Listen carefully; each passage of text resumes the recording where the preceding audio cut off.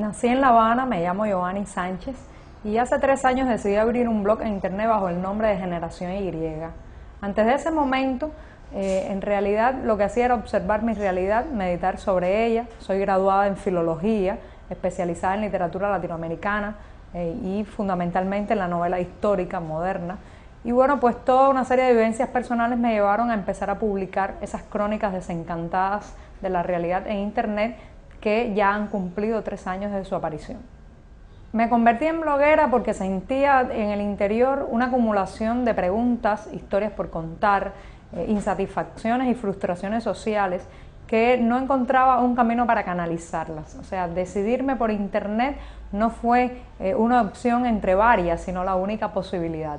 La única posibilidad de escribir mis propias opiniones en un país donde sé que nunca me darán unos minutos en la prensa, nunca me darán la posibilidad de decir estos criterios en la radio o en la televisión. De manera que internet se convirtió en la única posibilidad de expresión para mí.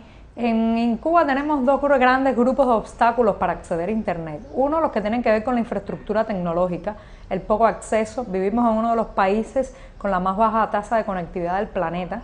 En Cuba, según estadísticas oficiales, solo un 10% de la población tiene frecuente acceso a la red de redes. Y bueno, pues eso crea bastantes dificultades para publicar en internet y para navegar en la red. De manera que no hay conexiones domésticas para ciudadanos de a pie como yo. Sencillamente eso es un privilegio para altos funcionarios y extranjeros residentes en Cuba. De manera que los que como yo queremos publicar en internet tenemos que apelar a los hoteles donde una hora de conexión cuesta el tercio de un salario medio mensual, ¿no? Me conecto 1 hora a la semana, envío varios textos, personas fuera de Cuba me ayudan a publicarlo con una frecuencia que le da vida al blog, ¿no? Y por otro lado están los otros obstáculos, los obstáculos de la penalización y de la censura, que son los más temibles, que van desde páginas censuradas, sitios bloqueados, temáticas a las que no se puede acceder desde lugares públicos, y por otro lado el castigo, que puede ser la estigmatización social o la cárcel, ¿no? De manera que para todos aquellos que dicen que la prueba de que yo publico en internet es la confirmación de que en Cuba hay libertad, en realidad es la prueba del atrevimiento ciudadano, que en un marco de no libertad, que en un marco de no infraestructura tecnológica, ha podido incluso así proyectar su voz hacia afuera. Soy profundamente responsable de todo lo que hago, ¿no? Cuando decidí abrir un blog, asumí todos los riesgos que venían después y calculé todo lo que podría pasar, ¿no? De manera que este largo recorrido de 3 años me ha traído un costo personal y social muy alto, pero no me arrepiento. El costo personal y social va desde la satanización, el intento de alejar de mí a mis amigos, a mis familiares, a mis vecinos, advirtiéndoles que soy una persona peligrosa, de que soy una persona complicada, la imposibilidad de viajar fuera de la isla. Soy de alguna manera una condenada a quedarme en el territorio nacional. He recibido varios premios internacionales y nunca he podido salir a recogerlos. Y bueno, pues también el bloqueo de mi sitio. En marzo del 2008 el gobierno implementó un filtro electrónico para bloquearlo hacia el interior de la isla. Y bueno, pues varias detenciones, secuestros, advertencias verbales y físicas. Pero todo eso compone más bien un marco de terror para disuadirme por la fuerza de hacer lo que hago, ¿no? De manera que mi mayor respuesta a ese tipo de intimidación social y física es continuar, ¿no? En realidad yo soy una internauta a ciegas, ¿no? Yo no navego en internet. En 1 hora a la semana apenas si se puede revisar el correo electrónico, ¿no? Pero de todas maneras creo que soy una persona especializada en utilizar la internet en situaciones límite, de manera que tengo configurado mi buzón de Gmail, por ejemplo, para recibir allí suscripciones a muchísimos periódicos y páginas informativas del mundo. Me conecto en la red en una carrera contrarreloj. Cada minuto puede significar un precio que no podré pagar. De manera que trato de ir muy rápido, no me deleito en ninguna página, no pierdo el tiempo, descargo rápidamente mi buzón de mail y después leo en casa. Afortunadamente, esto se convierte después en una cadena de transmisión de información donde yo aporto esas nuevas noticias a otros y otros completan mi información con lo que ellos mismos han copiado, ¿no?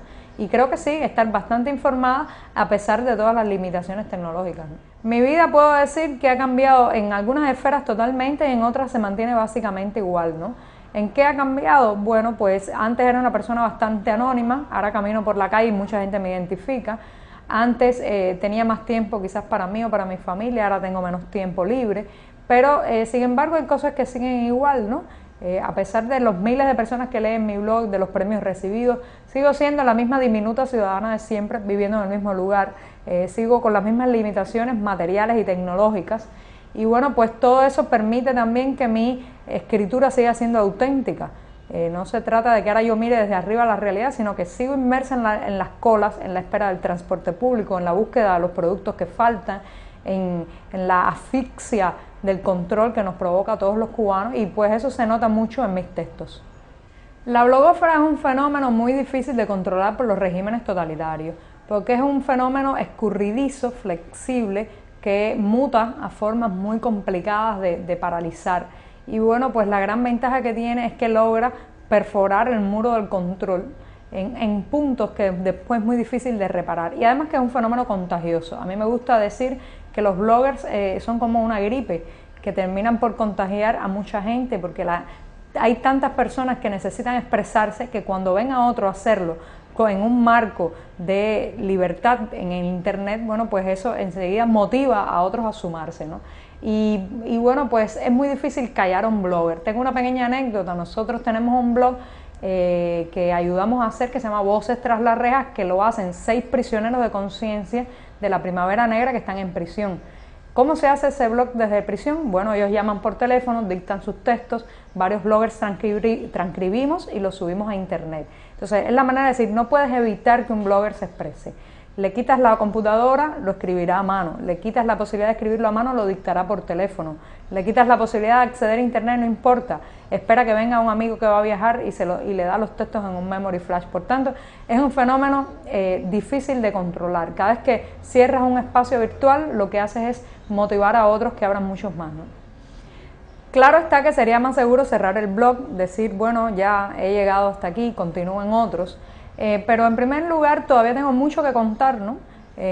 Cuando comencé mi blog recuerdo que utilizaba mucho la metáfora del exorcismo personal, y todavía tengo muchos demonios que sacar afuera, los demonios de la apatía, los demonios del silencio, los demonios de la insatisfacción y la frustración que me provoca preguntarme cada día por qué el país donde vivo no se parece al que me prometieron cuando niña, y entonces todavía necesito la terapia personal de mi blog. Por otro lado, creo que en regímenes así no vale la pena paralizarse y decir me callo, ¿no? Es en esos momentos en que el individuo se vuelve más frágil. Mientras estás en expresión, mientras estás moviéndote, mientras estás señalando con tu dedo lo que no te gusta, mientras estás poniéndote el altavoz de internet en la boca y diciéndolo, estás más protegida. Si te callas, te aplastan. Aunque en Cuba hay muchas restricciones para el flujo informativo, debo decir que en los últimos años el monopolio que tiene el Estado sobre las noticias y los materiales audiovisuales se ha roto completamente, hasta el punto de que ahora mismo tenemos, además de un mercado negro donde se puede comprar carne, leche, huevo, un mercado negro de noticias e información, con una intensidad y una velocidad que prácticamente no se puede asimilar. Ese no es un mercado negro que radique en un lugar, sino que se forma de manera espontánea, capilar en toda la sociedad. Como soy filóloga de profesión, soy muy cautelosa al usar las palabras, ¿no? Porque creo que a veces las palabras se usan fuera de contexto, se utilizan más bien como lugares comunes, ¿no? Yo me considero a mí misma una ciudadana. Ahora, ¿por qué no me considero opositora? Bueno, porque no milito en un partido político, no tengo una plataforma ni un programa de cambio. Sencillamente soy una persona que se expresa, ¿no? El cartel de disidente, bueno, pues ese yo pienso que está mejor pensado para personas que una vez estuvieron en los mecanismos del actual sistema y que disintieron y se alejaron de ese dogma, de esa fe ideológica, ¿no? Yo no, yo abrí los ojos al mundo ideológico cuando ya no había nada en qué creer, o sea, nunca he creído, ¿no? Y no lo digo como un mérito, sino como una condición de mi generación. Por tanto, no disentí nunca de algo, sino que sencillamente fui así, desde que tuve una conciencia de lo que era el entorno social, ¿no?